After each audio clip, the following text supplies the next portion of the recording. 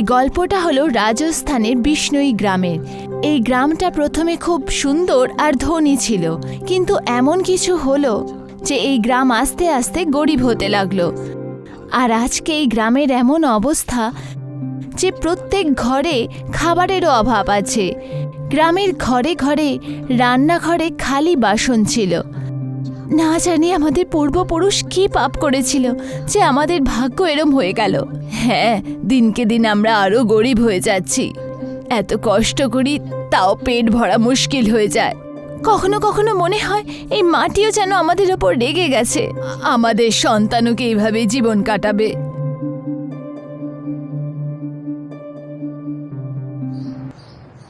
এক মুঠো আটা দিয়ে দাও মা, সাধুর পেটটা ভরে যাবে। আমাদের নিজেদের ঘরে নিজেদেরই খাওয়ার রুটি নেই, আপনাকে কোথা থেকে দেব বাবা? এই গ্রাম ধনহীন হয়ে গেছে। ধন তো বলিনি, বিশ্বাসের খামতি রয়েছে তোমাদের মধ্যে। আমি তো দেখছি তোমাদের গ্রামে সোনার ঘড়া পোঁতা রয়েছে তো। কোথায়? গ্রামের শুকনো কুয়োতে। আর এত সোনা যে তোমরা সমস্ত গ্রামবাসীরা বড়লোক হয়ে যাবে। কিন্তু আমরা কখনো দেখতে পাইনি। তোমরা ওটাকে সাধারণ চোখ দিয়ে দেখতে পারবে না তো, ওটা তন্ত্র সাধনা দিয়ে বাঁধা রয়েছে। যে তোমরা গ্রামবাসীরা যদি ওই গুপ্তধন চাও তাহলে অমাবস্যার রাত্রে নরবলি দিতে হবে। যে আমরা নরবলি দেওয়ার জন্য তৈরি। তাহলে তন্ত্র সাধনার প্রস্তুতি নাও। শুকনো কুয়োর সামনে গ্রামের লোকেরা তন্ত্র সাধনার তৈরি শুরু করলো। বাবা মদিরা, মাংস, মাছ, রক্ত ভস্ম কপাল একত্র করে বসলো। গ্রামবাসীরা, নরবলির জন্য তো নর লাগবে, তবেই তো এই অভিশাপ বন্ধন ভাঙবে। বাবা, আপনি চিন্তা করবেন না, গ্রামবাসীদের জন্য এটা নিজেদের বলিদান দেবই। আপনি এই বন্ধন কাটানোর প্রক্রিয়া শুরু করে দিন। বাবা পিশাচ বন্ধন কাটার জন্য তন্ত্র সাধনা শুরু করলো। রক্তধারা নিরোধিকায়, ছায়া ছিদ্র সংহারকায়। বাবা এই তন্ত্র সাধনা পুরো রাত করলেন। যখন তন্ত্র সাধনা অন্তিম চরণে ছিল তখন শুকনো কুয়োর আশেপাশের মাটি কাঁপতে লাগলো, যেটা দেখে গ্রামের লোকেরা ভয় পেয়ে গেল। বাবা, এসব কি হচ্ছে গো? এটা থেকে তো এটাই মনে হচ্ছে যে ধনে রক্ষা করছে, যে সেই ধন পিশাচিনীর ধ্যান ভেঙে গেছে।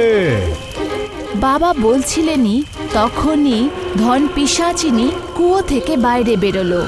ওর শরীর হাওয়ায় ছিল, লম্বা কালো চুল হাওয়ায় সাপের মতো ঝুলছিল, চোখ রক্তের মতন লাল, ঠোঁট ফাটা, দাঁত ছুঁচলো।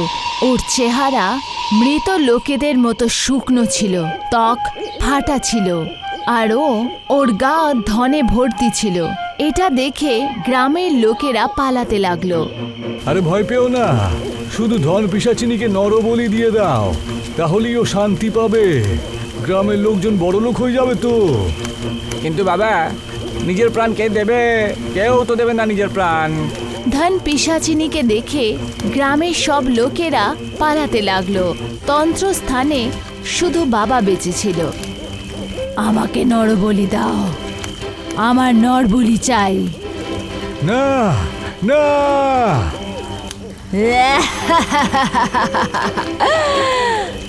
যখন তোমার কাছে নরবলি দেওয়ার শক্তি নেই তাহলে আমার আহ্বান কেন করলে? ধন পিশাচিনী বাবার ওপরে বসে নখ দিয়ে ওর হৃৎপিণ্ড বার করে নিল আর খেতে লাগলো। কিছুক্ষণের মধ্যেই কাতরাতে কাতরাতে বাবার শরীর শুকিয়ে কালো হয়ে গেল। পরের দিন সকালে গ্রামের সব লোকেরা কুয়োর সামনে গেল আর দেখল যে কুয়ো এখন আরো গভীর হয়ে গেছে। দেয়ালে কালো ল্যাপটা পাথরে রক্ত লাগা। ওই কুয়োতে সোনার মুদ্রা ভাসছে। ওই দেখো, সোনাই সোনা জলের মধ্যে ভাসছে। সিঁড়ি আনো, আমি এক্ষুনি বার করছি। আরে যেও না, ধন পিশাচিনী তোমাকেও মেরে ফেলবে তো। দেখলে না যে বাবা কালকে পিশাচ বন্ধন ভেঙে দিয়েছে। ওই মহিলা সোনা নেয়ার জন্য কাঠের তৈরি সিঁড়ির সাহায্যে কুয়োতে প্রবেশ করলো। যেই মহিলা কুয়োতে প্রবেশ করলো কুয়োর জল খুব জোরে ঘুরতে লাগলো আর কুয়োর মধ্যে ভয়ঙ্কর হাসির আওয়াজ শোনা গেল। তখনই সেখানে পিশাচিনী প্রকট হলো। বাঁচাও! ধন পিশাচিনী ওই মহিলার হৃদয় বার করে নিল আর সেটা খেতে লাগলো। এটা দেখে গ্রামের লোকেরা সেখান থেকে ভয় পালিয়ে গেল। রাতের সময় গ্রামের সব লোকেরা ধন পিশাচিনীর ভয় কুঁকড়ে ছিল আর নিজের নিজের বাড়িতে বন্ধ ছিল। গ্রামের এই রাত অদ্ভুত ছিল। গ্রামের সব গাছ অদ্ভুতভাবে নড়ছিল। তো সেখানে কুয়ো থেকে ভয়ঙ্কর হাসি আসছিল, যেটা পুরো গ্রামে শোনা যাচ্ছিল। চুপচাপ শুয়ে পড়ো, ঘর থেকে বাইরে বেরিও না, গ্রামে ধন পিশাচিনী ফেরত এসেছে। গ্রামের সব লোকেরা ভয় নিজের নিজের বাড়ি থেকে বেরোলো না, কিন্তু গ্রামে ভূতিয়া কার্যক্রম জারি ছিল। এক বুড়ি আম্মা শুয়েছিল। তখনই হঠাৎ ওর বিছানা কাঁপতে লাগলো। বুড়ির ঘুম ভাঙলো তো দেখলো যে দরজা নিজে থেকেই খুলে গেল আর সামনে মাটির মধ্যে অনেক সোনা পড়ে আছে। এত সোনা, মনে হচ্ছে গ্রামের পাশ দিয়ে কেউ যাচ্ছিল, তার সোনা পড়ে গেছে হয়তো। ওই বুড়ি সোনা নেয়ার জন্য রাস্তায় গেল। তখনই অন্ধকারে ধন পিশাচিনীর লাল চোখ চমকাতে লাগলো আর ওই বুড়ি মহিলার ওপরে আক্রমণ করলো আর ওর রক্ত চুষে নিল। সকালে গ্রামের সব লোকেরা রাস্তায় একত্র দাঁড়িয়েছিল। বুড়ি সেখানে মরে পড়েছিল। ধন পিশাচিনী মেরেছে ওকে।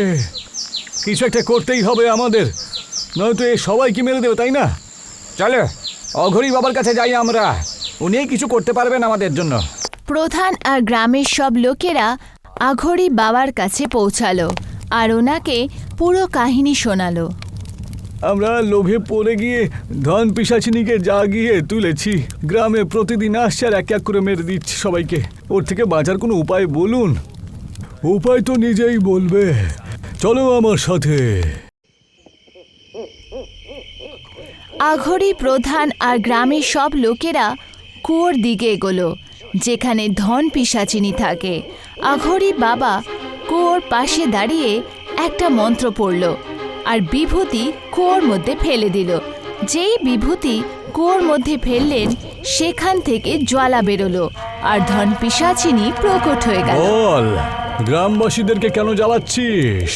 কি চাস তুই? আমার নরবলি চাই। যেটা আমরা দিতেই পারি না তোকে, তুই সেটা কেন চাইছিস?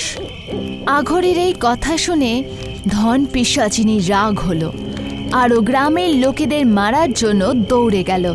তখনই আঘরি ধন পিশাচিনীর শরীরে বিভূতি ছুড়ল, যাতে ধন পিশাচিনী নিচে পড়ে গেল। বল, এই গ্রাম থেকে যাবার জন্য তুই কি চাস? আমার কাল সখার বলি চাই। কিন্তু আমি তো শুনেছি যে কাল সখা ছোটবেলাতেই মারা গেছিল। না, ও মরেনি, ও বেঁচে আছে।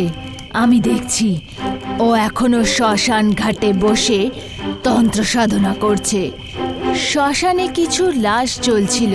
শ্মশানে কাল সখা বসেছিল। ওনার গলায় অস্থির মালা ছিল, ললাটে রক্ত তিলক, সমাধি মুদ্রাতে ছিলেন আর নেত্র বন্ধ ছিল। চারপাশে মুন্ডু পড়েছিল আর কপালে আগুন জ্বলছিল।